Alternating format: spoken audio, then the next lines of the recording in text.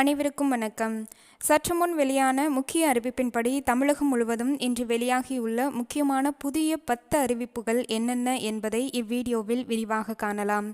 இவ்வீடியோவை கடைசி வரை ஸ்கிப் செய்யாமல் பாருங்கள். நமது வீடியோவை இப்பொழுதுதான் முதல் முறையாக பார்ப்பீர்களானால் சேனலை சப்ஸ்கிரைப் செய்து கொள்ளுங்கள். பக்கத்தில் உள்ள பெல் ஐக்கனையும் கிளிக் செய்து கொள்ளுங்கள். மறக்காமல் வீடியோவிற்கு லைக் செய்து விடுங்கள். வாங்க வீடியோக்குள்ளே போகலாம். முதலாவது அறிவிப்பாக பொதுமக்களின் ஆரோக்கியத்திற்கு பெரும் அச்சுறுத்தலாக விளங்கும் ஆபத்தான செயற்கை நிறமூட்டிகள் சேர்க்கப்பட்ட கலர் அப்பளங்கள் விற்பனை செய்ய தமிழ்நாடு உணவு பாதுகாப்புத்துறை அதிரடியாக தடை விதித்துள்ளது.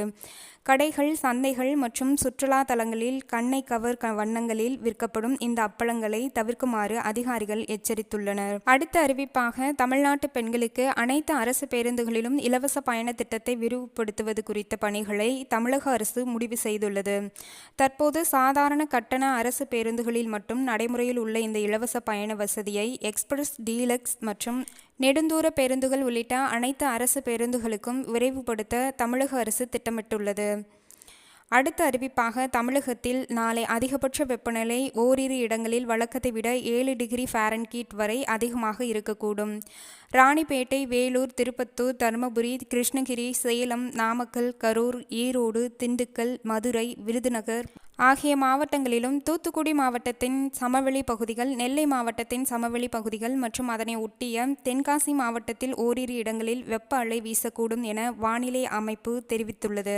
அடுத்த அறிவிப்பாக அரசு கலை அறிவியல் கல்லூரிகள் மற்றும் கல்வியியல் கல்லூரிகளில் காலியாக உள்ள முதல்வர் பணியிடங்கள் அனைத்தும் ஆகஸ்ட் மாதத்திற்குள் நிரப்பப்படும் என்று கல்லூரி கல்வி ஆணையர் பொன்னையா தெரிவித்துள்ளார். அடுத்த அறிவிப்பாக பழனி கோவிலுக்கு சொந்தமாக ரூபாய் 1000 கோடி மதிப்பிலான நிலத்தை ரூபாய் 2 கோடிக்கு பத்திரப்பதிவு செய்யப்பட்ட விவகாரத்தில் திண்டுக்கல் சிபிசிஐடி டிஎஸ்பி அஜய் தங்கம் தலைமையில் விசாரணை குழு அமைக்கப்பட்டு பணிகளை துவங்கியுள்ளது. அடுத்த அறிவிப்பாக சிபிஎஸ்இ பாடத்திட்டத்தின் கீழ் 9ஆம் வகுப்பில் 3வது மொழியை அறிமுகப்படுத்த வேண்டாம் என்று மத்திய அரசுக்கு அறிவுறுத்தியுள்ள உச்சநீதிமன்றம் இது பொதுத் தேர்வுகளுக்கு தயாராகும் மாணவர்களுக்கு தேவையற்ற மன அழுத்தத்தை ஏற்படுத்தும் என தெரிவித்துள்ளது.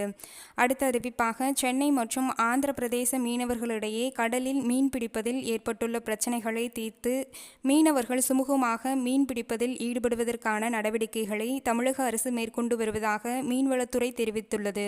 இத்துடன் இந்த 10 முக்கிய அறிவிப்புகள் முடிவடைகின்றன. வீடியோ பிடித்திருந்தால் தொடர்ச்சியாக சேனலை சப்ஸ்கிரைப் செய்து கொள்ளுங்கள். நன்றி, வணக்கம்.